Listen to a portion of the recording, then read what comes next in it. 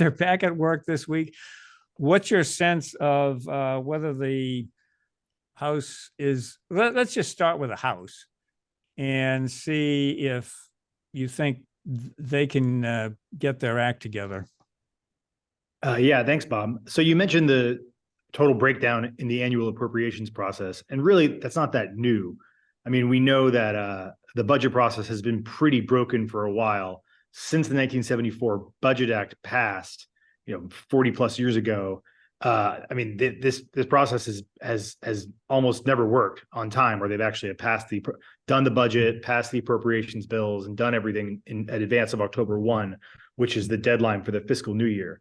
So the fact that we're seeing complete dysfunction around the budget process isn't that new. What is new, however, is that the Republicans themselves are completely unable to align around a vision of what they want to do for the government.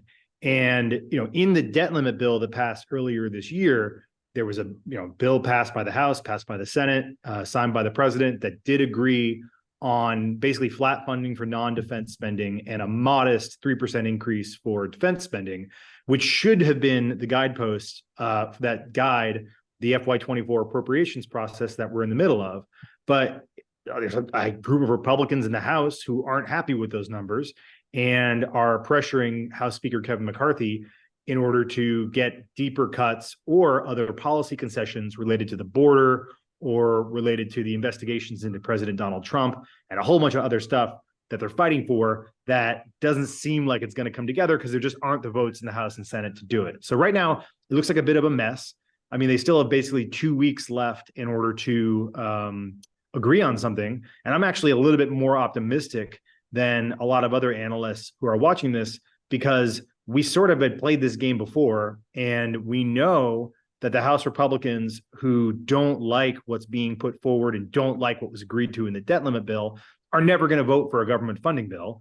And we also know that there's a majority in the House and a 60-vote majority in the Senate that would vote for an appropriations bill that hit those levels already agreed to in the debt limit bill. So we kind of know what the last page of the book looks like. It's just a matter of how we get there. And right now we're in the middle of kind of the high levels of drama that are sometimes involved in working out a resolution. And just a couple of timing points here that I should have mentioned is that right now the immediate crisis is to pass what's called a continuing resolution, which would keep funding going beyond September 30th. When it runs out. Nobody thinks that they're going to be able to get a deal on all of the 12 annual bills, full year funding before then. So step one that they're working on now is to try to get a deal on a continuing resolution, which is difficult enough. Then if they get that, they'll go back to work on the full year funding bills. And we could be doing this all over again, in October or December or whenever they do a short-term continuing resolution. So on that CR, just are there major sticking points between what is developing in the House and what's developing in the Senate?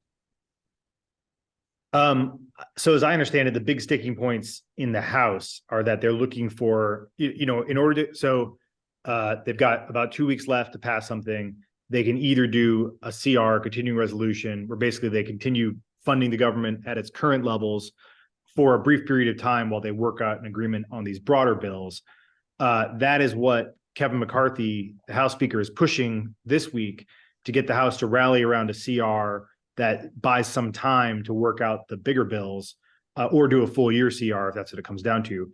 And in order to kind of entice Republicans to vote for that, he's including some budget riders on immigration and a handful of other issues. And a lot of those things are basically toxic to the Senate Democrats. And in the Senate, where the Democrats control the chamber, you're expected to get probably 40 to 50 votes from Democrats. So you can't pass a very partisan House bill through the Senate. So even if Republicans could agree to do something on the CR, that bill is not going anywhere in the Senate anyway. So this is really just a negotiating position for the House to pass. And there's kind of two scenarios.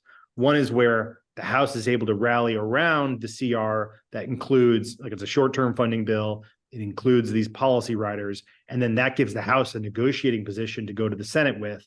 And then they work out an agreement presumably after some period of time, or the House can't rally around, which I think probably is more likely right now, is the House can't pass a bill and then the Senate can. And then the only bill in town that could become law is what the Senate has passed, which is probably going to be like a flat funding bill, a flat funding CR that goes till November or December. And they use the extra two to 3 months to work out an agreement on the other bills. That's probably the end game here. And the question is, how much pain do they have to go through to get there? So we'll know later this week if the House can pass this bill or if they can't. And then that will help determine sort of their negotiating leverage around what they eventually pass into law.